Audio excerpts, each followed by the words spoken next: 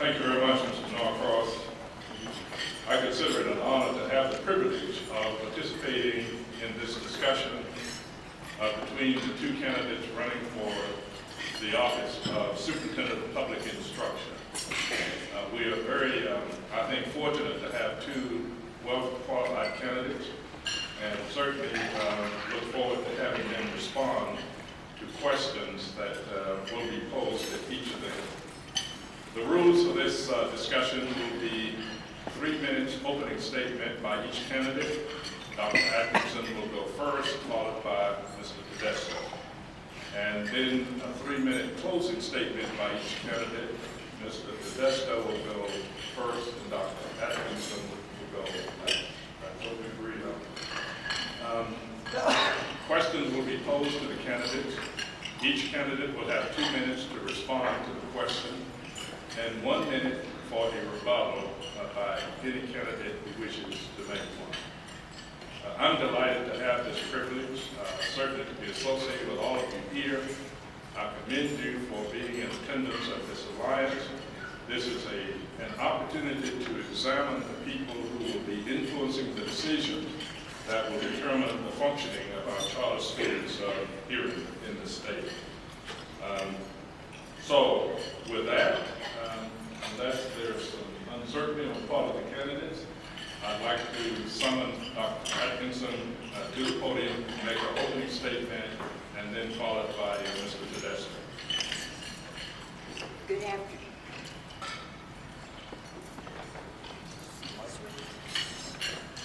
Good afternoon to all of you. Thank you very much.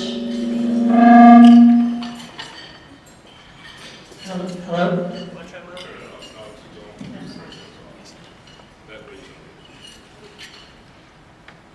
Shall we begin again? Good afternoon. I'm Judy Atkinson, and I am running for state superintendent. I appreciate very much the Alliance's Board of Directors for sponsoring this debate today. It is important to the citizens of North Carolina, and especially to our children and parents, the office of state superintendent. Why do I say that? First of all, the state superintendent represents our state in our nation and in the world. Our superintendent is responsible for leading the Department of Public Instruction to carry out the policies of the State Board of Education. The superintendent is responsible for making recommendations to the State Board of Education on behalf of the 1.5 million children we have in our schools, including charters. So the office of state superintendent is very important to the 1.5 million children we have in our state. What is my record as state superintendent? Since I took office in 2005, our graduation rate has gone to an all-time high. We have gained 10 points in the last 5 years. And while I'm very pleased with that progress, I also know that we have much more to do.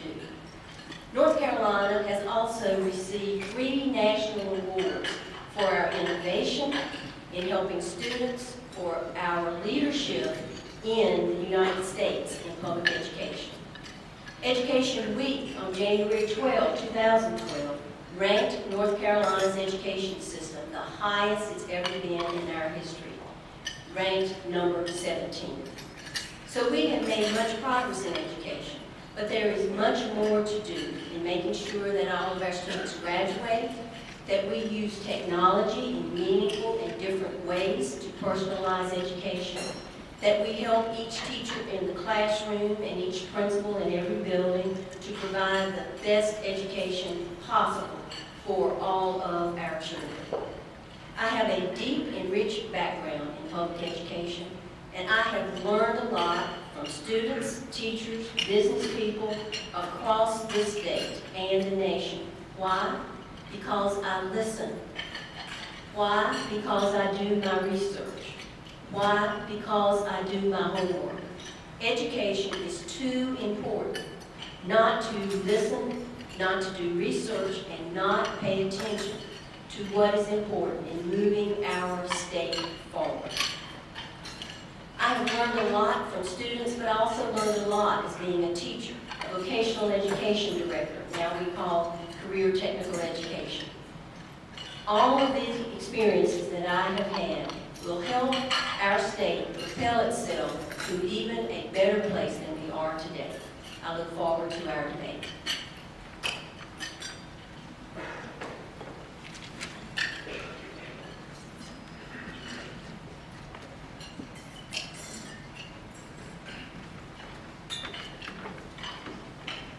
Good afternoon. I am John Tedesco, running for North Carolina State Superintendent. It is a great honor to be here with all of you today. I want to thank the Alliance and the sponsors of this luncheon for hosting this debate. I think it's a great opportunity. And I consider it an honor because, as you heard Paul say in the beginning, you are the tip of the spear in bringing change to North Carolina. I am a firm believer that while we are doing a handful of things a little better and make a couple ticks here or there, one year to the next, that it is far from good enough at this point, and that our children right now can no longer wait for the slow evolution of public education, but we need a revolution. And to bring that revolution forward, we need organizations like yours to help us be that catalyst to move our children forward. I want to tell you a brief bit about me, why I'm running for this role, and why I think I'm the best candidate to move us forward. You heard a little bit about my personal resume and background.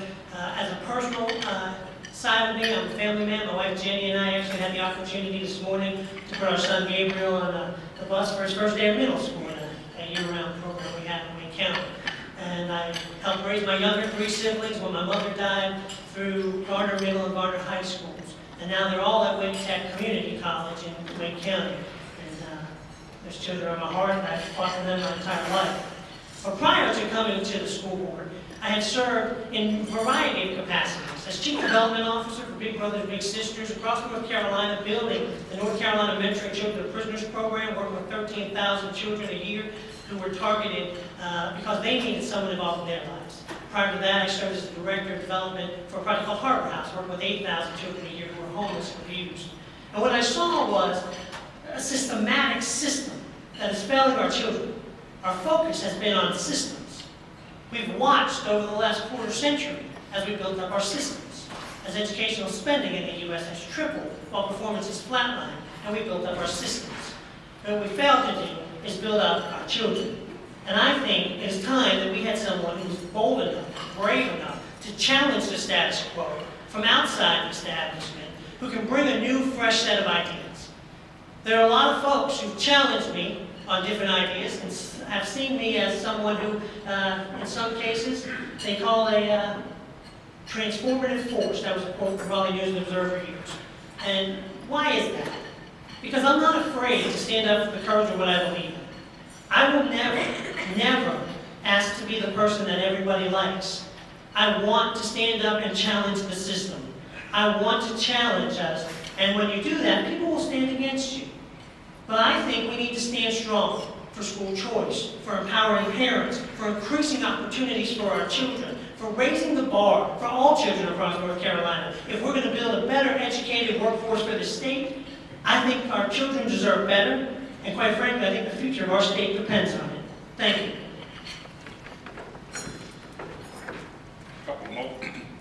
Couple more housekeeping matters. I will pose up to 6 questions to each of the candidates. Then 5 to 6 questions then will be sent up by you, members of the audience. So think about questions you'd like to ask the candidates that we can then pose to the candidates. And also, while I'm at it, I'd like to encourage the people who are serving, proceed with the serving. We're going to challenge our candidates to see if they can focus on keep their eyes on the prize and focus and not be distracted by the food. The first question will be, I will pose to Dr. Atkinson. And it has to do with the role, if any, public schools should think about playing in providing vocational education to students. Having been a career technical educator or a vocational director, I recognize how important it is for our students to have the opportunity to take career and technical education in our schools. There are several reasons why vocational education is important. Number one, we know that the graduation rate of our students who take courses in career technical education was 90% last year. Vocational education gives students an opportunity to understand, why do I need this stuff? Why am I learning this information? Also, it has given our students in this state to receive 51,225 Microsoft credentials and these credentials mean something in the world of work. So vocational education is critical, and that's why I'm pleased that every single large county in this state, except Wake County, has devoted time, money, and effort to have career technical centers. And we have found from those centers that the graduation rates from those schools far exceed 90%. Most of them have a graduation rate of 95% or higher. Vocational education works for students. Vocational education prepares students for further education in our community colleges. And it is important that North Carolina continues to have the resources necessary to be able to offer not only electives in vocational education, but electives in arts and other subjects that keep students in school.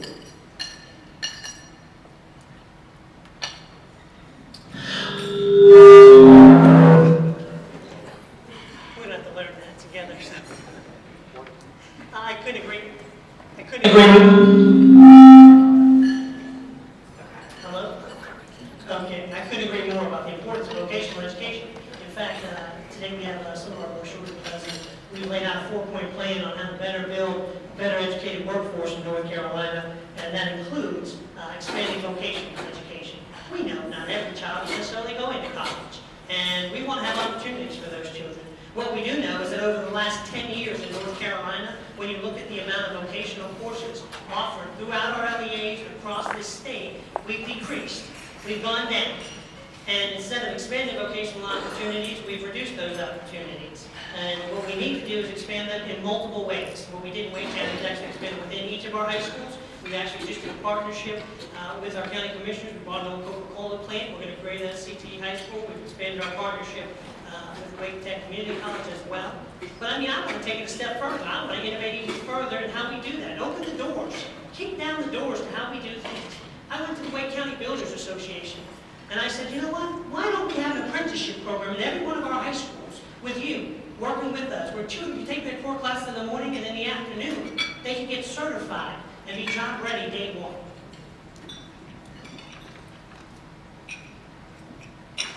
The federal government is certainly a partner in educating our children, and we expect to see that role certainly to be a part of our educational process going forward. To each of the candidates, starting with Mr. Tedesco, what is the role of the federal government in public education?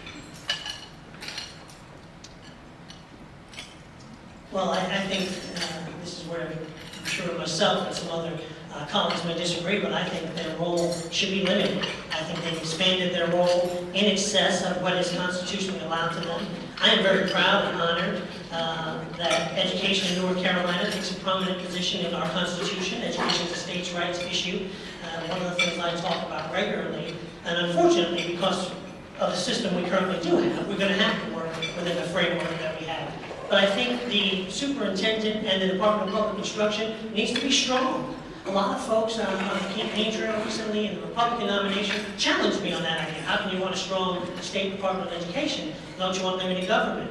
And I do, but education is a states' rights issue, and we need strong leadership that can stand up to the Federal Department of Education when they have an agenda that may not be right for our children.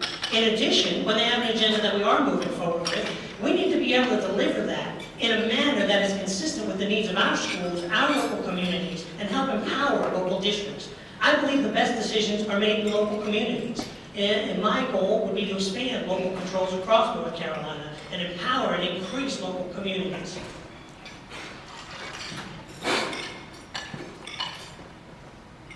The federal government does have a role in education. Approximately 16% of our funds come from the federal government. A large slice of those dollars go to local school districts with children of poverty.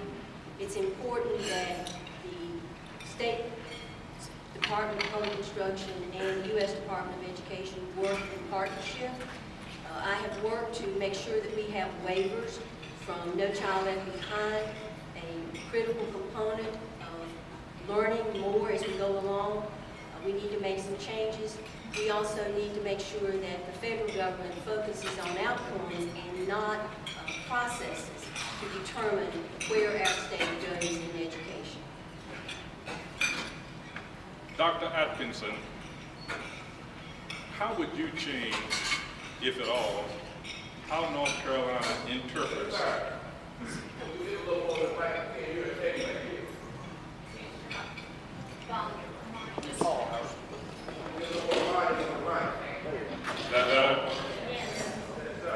all right, Dr. Atkinson, how would you change how North Carolina interprets ESEA and tell the audience what that means? ESE, you can hear me now, can't you? ESEA is the name of the federal legislation that many of you know as No Child Left Behind. I serve on a committee with 4 of my counterparts throughout the United States where we are making our recommendations to Congress to change ESEA. There are several important components. Number one, we need to have an accountability system that focuses how students are doing along the way rather than a focus at the end with just one test. We need to have greater flexibility when it comes to how we get to the outcomes that all of us want for our children. Another component that we are recommending is to give support to professional development. We're asking more of our teachers, we're asking more of our principals, and in so doing, we need to provide a support system so that teachers and principals and others can continue to learn. Another important aspect is to make sure that we have an integrated data system so that we can make our decisions based on data and not hearsay and not on bad wishful work. We also want to change No Child Left Behind so that it's more research-based and forward-thinking. So many ideas that are floating around today belong in the 20th century. We've been there, we've done that, we know that which does not work, and we need to move forward to have a more robust system where we can have greater flexibility to move forward with our students' progress.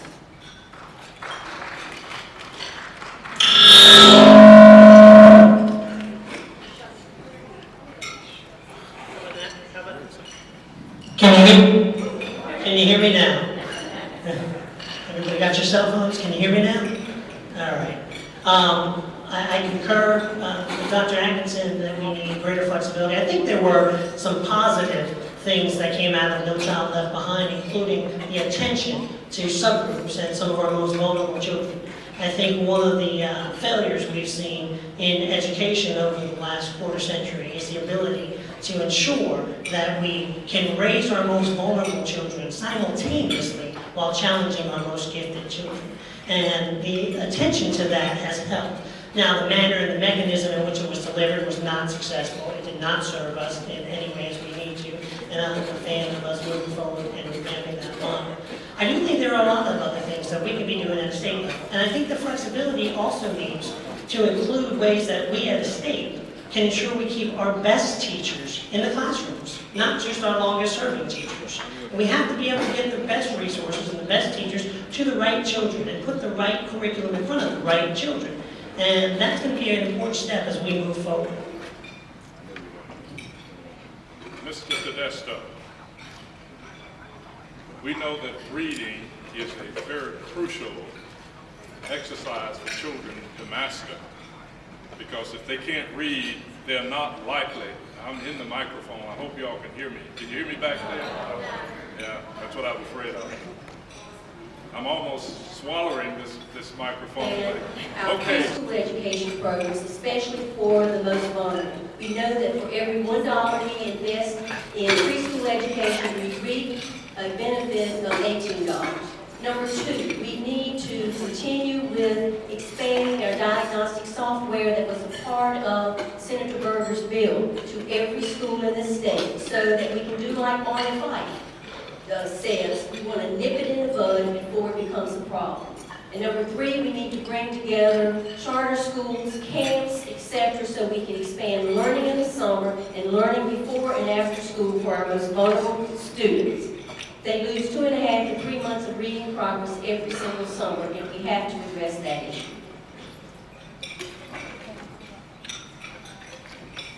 Let me suggest that if you have questions that you've already written down you'd like to be proposed to the candidates, would you send those forward or raise your hand so that someone can pick up your question? Or if you would prefer to verbally ask your question, raise your hand and we'll try to get a microphone to you. Dr. Atkinson, how would you assess the progress of North Carolina education during the past 10 years? North Carolina has made much progress in the past 10 years, but we've not made enough progress. And that's why it's important that a superintendent elected in this state have a history of collaboration, have a history of learning from the past, and have a vision to move North Carolina forward in an accelerated way. Old ideas from the 20th century will not work in this day and time when we have technology that can really be a game changer for public education. We have an all-time high graduation rate. We have the lowest dropout rate that we've ever had. We've been recognized by Johns Hopkins University as contributing the most to our nation's increasing its graduation rate. And Harvard University just released a report in April saying that North Carolina is one of the 6 states getting the most amount of student achievement after every dollar we spend. I am the first person to say that we need to accelerate our progress. That's why options such as charter schools, schools within schools, regional centers, etc., will have to be a part of our future. Also a part of our future will have to be our engaging the personalization of education, where students can have the opportunity to have face-to-face, can have the opportunity to have a combined face-to-face and online, to having an opportunity for all online instruction for some courses in our state. So we've made much progress, but we're not there yet, and that's why we need a very experienced leader for public instruction state superintendent.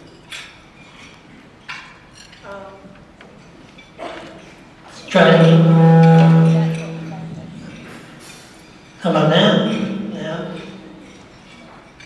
Okay. I think we need multiple metrics, and I think we need multiple ways of evaluating that.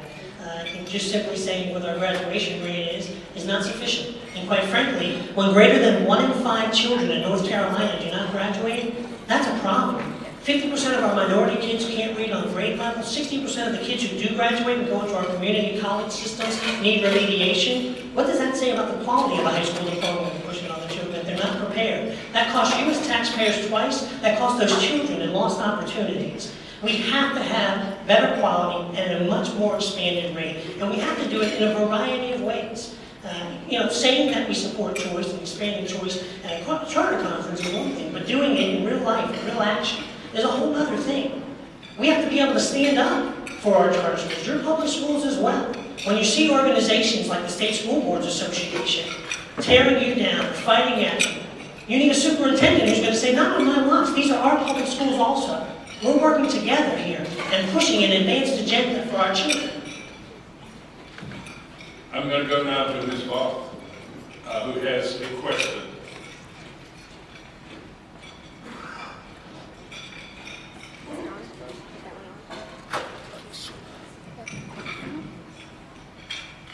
Good morning, I'm Steve Griffin, resides in Durham, at the Durham Public Schools, and I wish we had charter schools when I was coming through. My question for the candidates on vocational education, it's my understanding if you want to teach various vocations that you have to have a certified teacher in the classroom. To me, that seems very costly in order to have a charter school that would teach vocational education. So would you support, as a candidate, or would you support legislation where we could allow tradesmen to come in and teach vocational education without having a bureaucratic certified teacher over there? Mr. Tedesco. Give me Mike a second. As I noted a moment ago, I support a variety of outside-the-box ways to engage tradesmen, trades, and the business communities to come into our schools. And I certainly would support that initiative. I think it's critical to get some people into our schools, to open our schoolhouse doors to the communities and the businesses, and make our schools the centers of community again, where the community around them can engage based on their local needs. So in your community, you might have a different set of trades and skills at the coast or at the mountains, that we need to be able to bring those people into the schools and show those opportunities to our children in a real-life, rich format, and not necessarily have those folks beholden to necessarily the traditional certification process.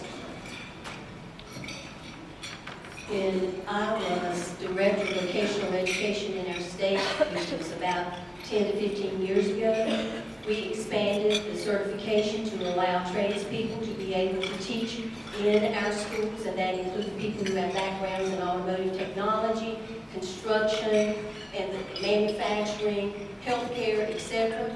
So it is not a bureaucratic process now, it has been streamlined. We've also learned from research that these teachers make excellent teachers in the classroom, especially when they have the help of classroom managers.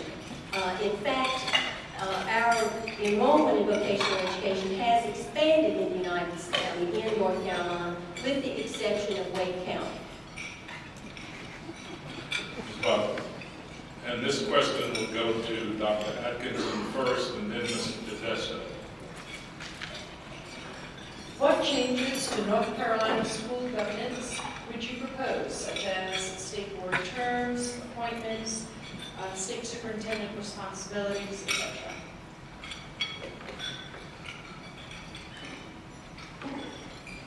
I believe it's in the best interest of 1.5 million children in our state that we have an appointed state board of education and that we have an elected state superintendent, and there are advantages and disadvantages.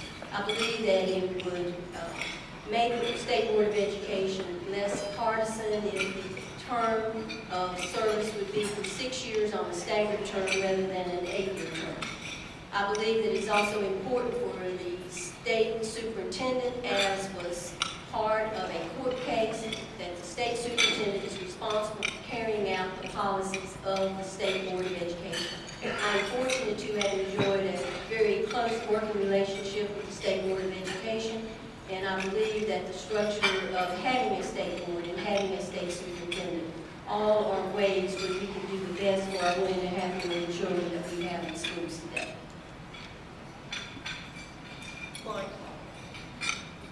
Again, I agree on that particular process of the way the state board is set up with appointments and reducing the number of years, as well as having an elected superintendent who's accountable to the citizens of North Carolina. It is something I actually just strongly advocated for against the runoff opponent who advocated differently. I believe that's critical. But I believe we have to take a step further. Part of the superintendent's authority is also managing the administration and working with the state board to realign the administration. I would like to see us look to how we manage DPI. I'd like to change the culture, flip the model, change it from what is a lot more highly bureaucratic oversight and make it customer service focused, where they help implement your local vision, help you support your visions at local schools, and really completely change the paradigm, where our functions, our staffs, and our offices are outreach and services to parents, to schools, to local districts, in a whole different model. Ms. Bowles? How will each candidate ensure charter schools receive their fair share of state funds?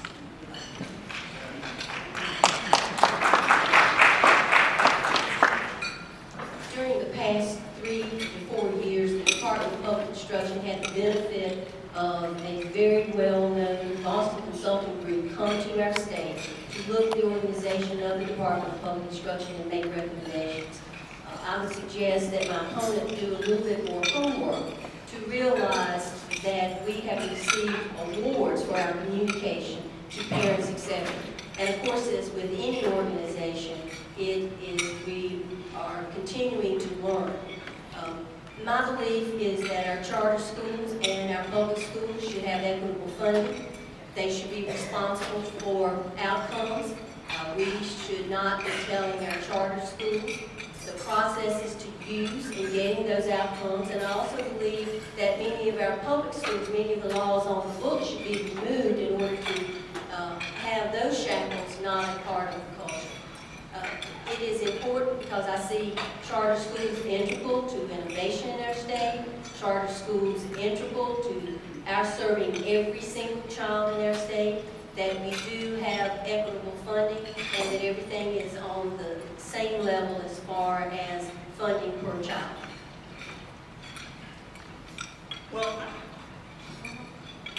I, for one, think we need to change the whole funding paradigm, and I would advocate for that. And it will take a lot of challenge. And most people know I'll stand up for things I believe in, even if they're controversial. And I think the dollars should follow the child.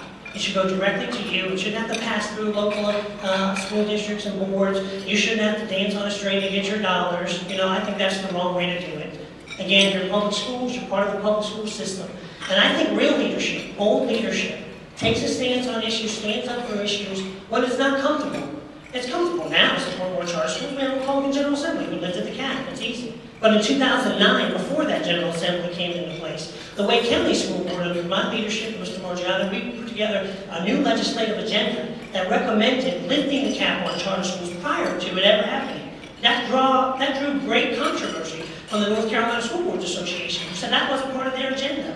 So we withdrew our membership from that School Boards Association that year to stand up for how much we believe in school choice. We then took the nation's 16th largest school system with 165 schools and worked over the course of 2 years to convert it to a parental choice model to let the schools compete and innovate off each other, because choice ultimately drives accountability. Ms. Clark? Good afternoon. I'm Joey Mooney, headmaster at Thomas Jefferson Castle Academy. And let's keep our funding hats on for just a moment. The reality that we're all facing: shrinking federal dollars, shrinking state dollars, shrinking local dollars. It's a challenge for every one of us, no matter what profession we're in, what service industry we're in. As the Department of Public Instruction Superintendent, what specific budget things will you try to tackle to help reduce bureaucracy and overhead and allow money to get to the classroom and to the teachers where it must be? Well, I'd like to do a couple things. So one, in Raleigh, we have the Department of Public Instruction with 800 employees and the funding models that are in place right now. I think we can streamline operations there, first of all, to get more dollars back to the local LEAs. Second of all, I think we can work with the local LEAs to help with internal audit teams to identify where they're losing resources. In Wake County, we have a $1.5 billion system. It is 4 times the size of the operational budget at DPI. And over the last couple of years, while other districts were, feeling the hurt, and we were too, of losing teachers and losing resources, we cut $100 million without cutting a single teacher. We added teacher bonuses, hired more teachers, put $32 million back into the classrooms, and doubled our fund balance without asking our county commissioners for a single dollar more. We did that because we took skilled administrative leadership that looked at how we do business differently. We outsourced some departments, such as our parts department. We got off the state contract with purchasing fuel. We changed several other departments, renegotiated contracts, and realigned 56 senior administrative positions into 8. But you have to be willing to think different about how we use the resources we have now and be able to get those dollars back into the classrooms where they're needed. A little known fact in North Carolina is that administration accounts for less than 5% of the total $7.34 billion budget for public education. And it is important to streamline, to look at how we get dollars to the classroom. But we also have to have a structure in place so that the teacher will not have to be the butcher, the baker, the candlestick maker. We have to have that support. And here are specific things that we're doing for the rest of the top dollars that will benefit charter schools and other public schools around our state. Number one, we're building a technology system where it's like an ATM, where you can go to that one place and get resources where teachers will not have to spend time and effort getting lesson plans together. They can choose from the best teachers in the state. We are also doing site license agreements so that all of our 100+ charter schools and our 2,500 schools will not have to go through the same process that many times. We can do it one time for all the schools in our state. The second thing, or the third thing that we can do is to make sure that we continue to do what we're doing in the department, is to be customer focused, to ask you, the customer, you, the person, of what do you need from us. And as we have gone across the state, we have found that that schools and teachers and others have told us that they need to focus on professional development and curriculum materials that will help them in the classroom and save them time. We'll take, how many questions do you have, Ms. Moore? We'll just have, I have two that I'll combine and one more after that. We'll take these 3 questions and then we'll move to a closing statement. So I recognize you. Thank you. So we have two questions on funding equity. What would you do to address the issue of funding equity for charter schools versus the local school districts sending lower PA charter schools, especially in light of the lifted cap, as well as financial discrepancies among large metropolitan areas as compared to the more rural areas? My approach would be the following.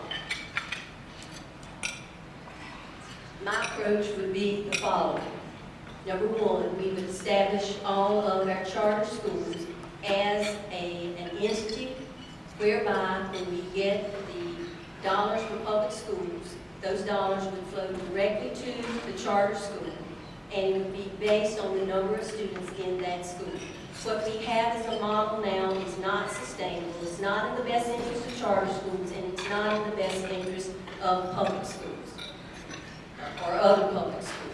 We need to establish, especially for the charters that have a great record and are continuing to make continuous improvement, an entity whereby they receive funds directly.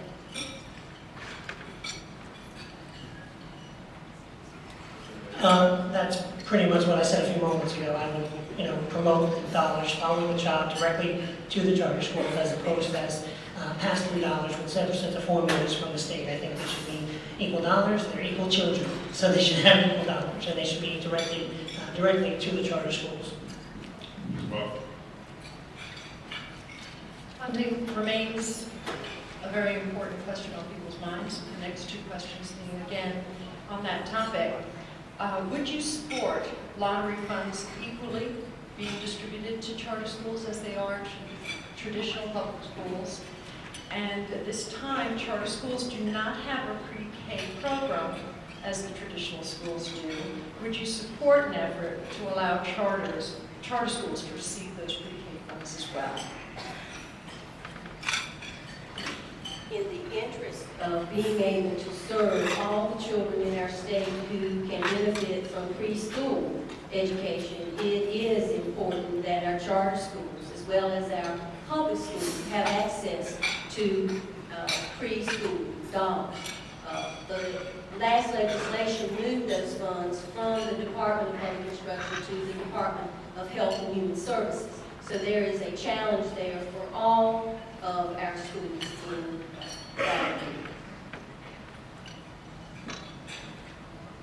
And I think the first half of your question asked about the lottery and some of those dollars. And so what I would say is this. Yes, I support equal distribution of lottery dollars. I do think we have to be careful how that's set up. And I think we've watched, and I tend to say things in a way that's a little controversial, so forgive me now, some of you take it that way, but I think the lottery's been a bit of a bait and switch. We've passed some dollars out, particularly at the local school districts when we used to return state sales tax to them, and now we don't return state sales tax to the local districts, and we give them lottery money and we think it's a wash, and it's not. So I think we need to watch that real closely. I would advocate that school districts should not be paying the state sales tax to some extent. I mean, you're getting tax dollars into a school system to pay the tax dollars back, and they're not going back to the school system. It's almost like money laundering kind of thing, right? So I would not support that. I think we need to advocate getting the sales tax back to the local districts, including our charter schools. And I think additionally, pre-K dollars. Again, whatever we do for our traditional public schools, we should be doing for our charter schools. And instead of trying to put more restrictions on our charter schools, we should be trying to add more flexibility to our traditional public schools so that they can compete. So I would support those initiatives as well. Dr. Atkinson didn't answer the first part. So Second part, the lottery funds are a drop in the bucket when it comes to the total funding of public education. And consequently, as a supporter of charter schools, I believe that there can be a better impact to focus on having and making sure that all of our public schools, including our charters, receive an equitable amount of money for the children that you serve every day in your classrooms. The sales tax is another issue. I agree with my opponent. That is something that would need to be addressed, and that's a small amount of money also. But in this day and time, we have very limited resources. Every dime counts. We also, as a state, have to address the capital needs. And the lottery language is very murky, whereby it is very difficult to see how those dollars can be used for capital outlay for charter schools. We need to have a different approach than what we have now with the lottery fund. I think that we don't have any further questions coming from the audience.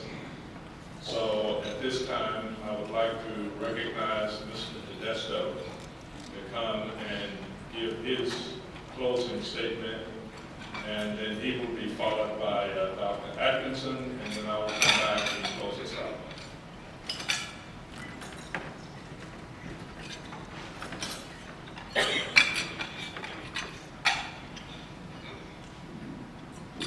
Einstein told us we will not solve the serious problems of our day with the same level of thinking that created it. He further went on to say that the definition of insanity is doing the same thing again and again, expecting different results. I can tell you this, I will bring a different perspective to the role. A different perspective, one that will challenge the status quo, one that will stand up and fight for our children over our systems, one that will work to empower our parents, one that will be able to see past the system that was built around me. I will tell you this, it is now more than ever that our children need somebody willing to fight for them, and I think they're worth fighting for. I think it's going to be critical. We all know, I mean, it doesn't take a rocket scientist to understand the way political science and redistricting maps work. We're going to likely have a Republican General Assembly again. And with that in place, I think it's important that we have a leader who's a strong advocate for education, who will be able to work with them, who will not be marginalized, who will be able to stand up and speak out on behalf of our children, advocate on behalf of our parents, and produce real results, real measurable results that will be accountable for years to come to move our children and advance in North Carolina further than we've ever gone before. I think we have a real opportunity to bring real reform, but I'll tell you this, my friends, challenging the status quo is never pretty. So if you want to go along to get along kind of guy, do not vote for me. I'm not your guy. If you want a spark plug, a catalyst, someone who's going to rev the engines to bring real change and fire to really spark what our children need in North Carolina, vote for me. We'll get the job done.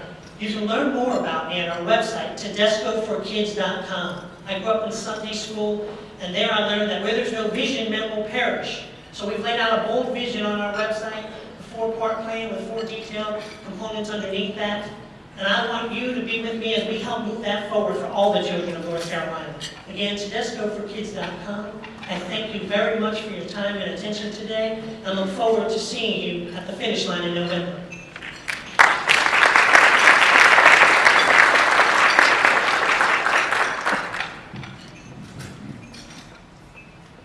To quote Mark Twain, some of the most dangerous people are those that don't know that which they don't know. And then, to quote Good to Great, When you look at good to great, Collins, the author, says that the people who are able to have sustained change, who are able to have a vision of where an organization must go, are those who have the experience and know where there can be needed improvements, know where you need to throw away that which is being done and it's not getting results. I submit to you that I have the experience to continue to move North Carolina forward in a way that will make all of North Carolinians proud. It is also important to have a superintendent who has collaborated with people on both sides of the aisle. And many people will tell you that politics, party, and pressure are not a part of what makes me tick. What makes me move is the decisions and how they affect every single child in the state. And my philosophy is, and I've tried to live by this ever since I taught children in Roanoke, Virginia, and Charlotte, Mecklenburg, and that is, will what I do make a difference for the child? And how will it benefit the child?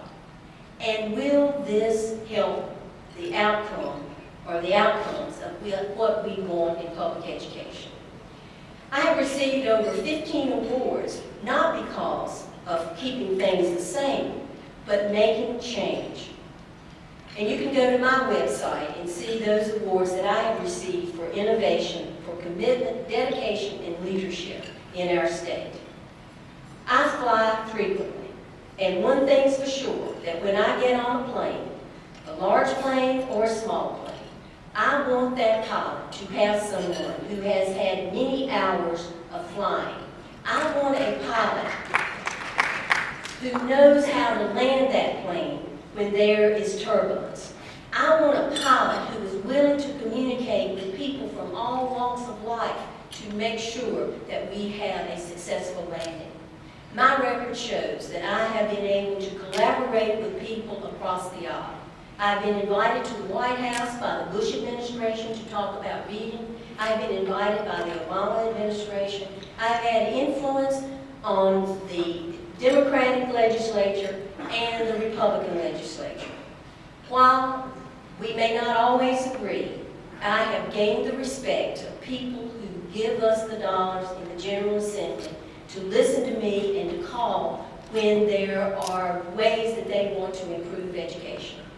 I don't know whether you're going to vote early or whether you're going to vote on November 6th, but I ask for your support, and I ask you to put June in November. Thank you very much.